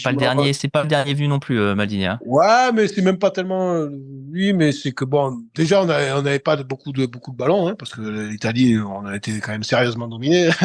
Ouais. On gagne, mais bon, c'est un peu hold-up, quoi. Mais et tous mes ballons, enfin, franchement, j'étais à côté de la plaque, quoi. J'étais à côté de la plaque. Je l'ai senti comme ça. J'étais très, très à la fin du match. J'étais complètement, voilà. J'étais très déçu, très atterré parce que j'étais pas vraiment passé à côté. Enfin, pour moi, Et enfin, et effectivement, je pense que voilà. Jacquet te dit quelque chose? Non, non, non, bah, Wenger m'a remonté le moral un peu. Là. Non, t'as pas fait un si mauvais match parce que c'est vrai que j'ai bien, bah, enfin après défendre, bon, c'est Bien pas défendu, oui. voilà, j'ai bien défendu, enfin entre guillemets, j'ai fermé mon couloir, bon, c'était le minimum. Mais voilà, où offensivement, j'ai rien fait, voilà, j'ai pas. Après, avec c'est Carambeu qui jouait derrière moi latéral, donc il avait pas l'habitude de jouer latéral, donc j'avais pas forcément des ballons comme je voulais, Mm. et puis ceux que j'ai réussi à avoir, je les ai très mal négociés, ça c'est voilà. Puis plus ça allait, plus je voyais que j'étais à l'envers, donc j'étais en panique. Enfin bon, Ah, c'était donc le match cauchemar, quoi, pour toi. cauchemar. Ouais. C'est un match pour moi, c'est un match cauchemar, quoi, ce match. Mais alors, juste pour nos auditeurs, je vais quand même dire la composition de l'équipe italienne parce qu'elle est quand même dingue. T'as Albertini, Baggio, Baresi, Casiraghi, Costa Curta, Maldini, Pagliuca. Donc bon, quand même, c'est pas n'importe qui, quoi. Ouais, non, c'est costaud. Ouais. Mais bon, je dis, on gagne 1-0, c'est Yuri qui marque, je crois. En plus, en contraste, voilà, il y a Yuri qui fait un bon match, Ginola qui fait un bon match, et moi, je suis passé à côté, quoi. Donc, voilà. À la fin du match, sachant que, alors en tout cas, toi, tu te fais une autocritique assez sévère, hein, j'ai l'impression. Est-ce que tu te dis, bon, bah, c'est mort pour moi l'équipe de France? Tu sens que ça va être un peu compliqué par la suite? Ouais, je sens que, oui, je sens très bien. Quand on est joueur, on sent vite, voilà, il n'y a pas besoin de parler, on voit les Ouais. regards, les machins, quand les gens s'imaginent pas, mais voilà. C'est ça qui fait peut-être aussi le truc, c'est que bon, quand tu as fait ça toute ta vie, tu sais, tu n'as pas Tu besoin de sais, parler l'on pour sait, savoir. et tout le monde sait sans savoir que voilà, c'est Voilà, fini. voilà, il y a des pas besoin. Moi, quand tu as l'habitude d'investir, que tu as l'habitude de te confronter aux gens dans du sport, tu n'as pas besoin de parler pour savoir qui respecte qui ou qui pense quoi de qui. Tout le monde, Ouais. voilà, ça se voit, ça se sent. Quand tu as fait un bon match, tu n'as pas besoin qu'on te le dise. Tout le monde, tu sais, qu'à la réaction, là, comment t'es perçu, voilà, tout l'aspect immatériel, entre guillemets, tu le ressens en toi. Tu sais que tu as fait un bon match. Quand tu es passé à côté, le regard, les regards, les machins, tu les Ouais. vois, tu sais très bien que tu es passé à côté. D'accord. On parlait de mon père au début. Mon père, moi, première, dès qu'à la tranche qui fait, je sais si ça va ou si ça va pas. C'est pareil.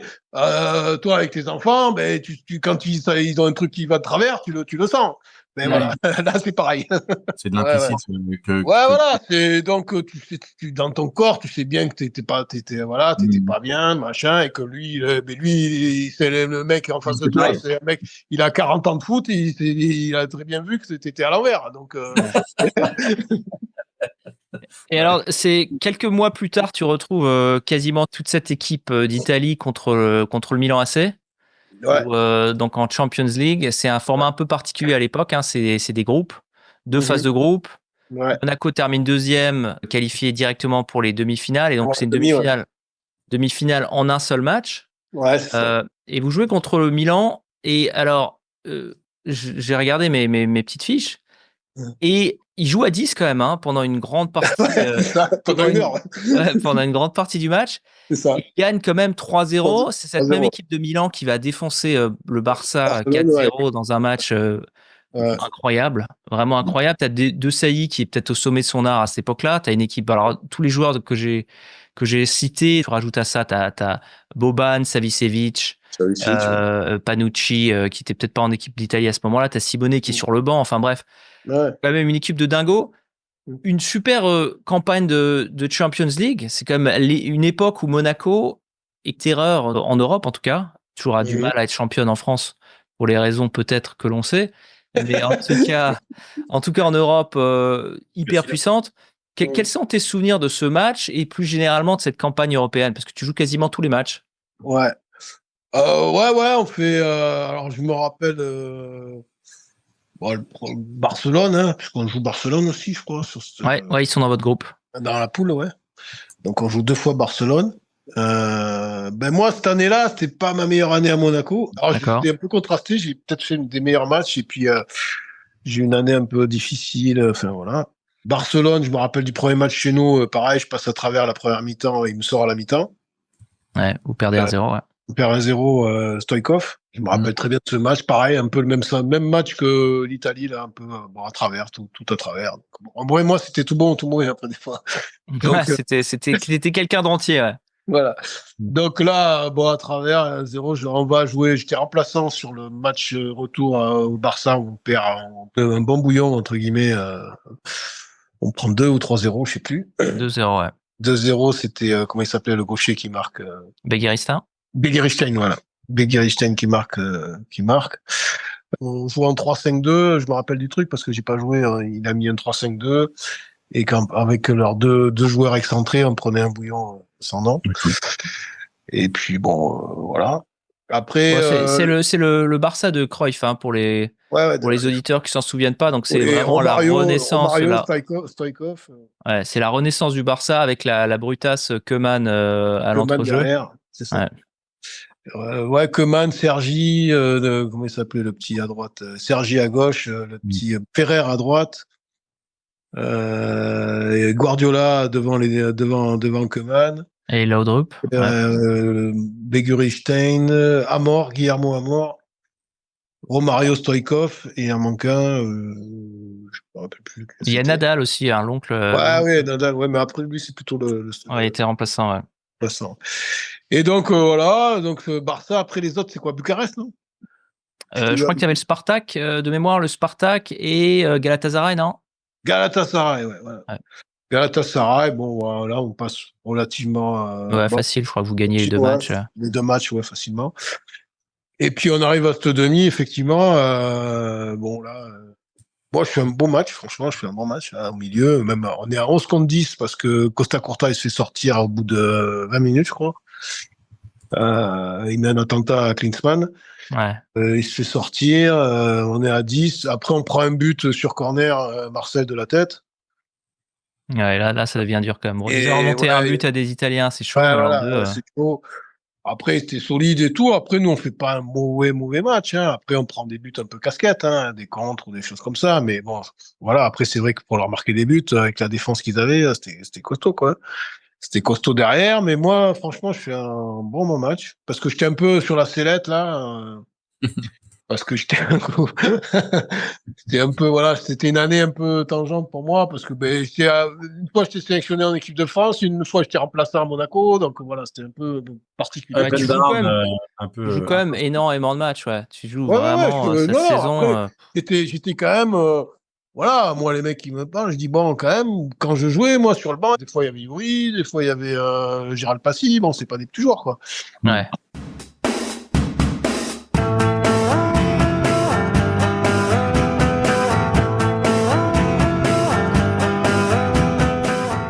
C'est la fin de ce premier volet avec Jérôme Niaco. On se retrouve la semaine prochaine pour un deuxième volet qui va être vraiment exceptionnel avec des grosses news. Vous verrez. Le podcast des légendes est une production du podcast du sport LLC, produit par Michel Wertenschlag et animé par Michel Wertenschlag et Guillaume Bonamy.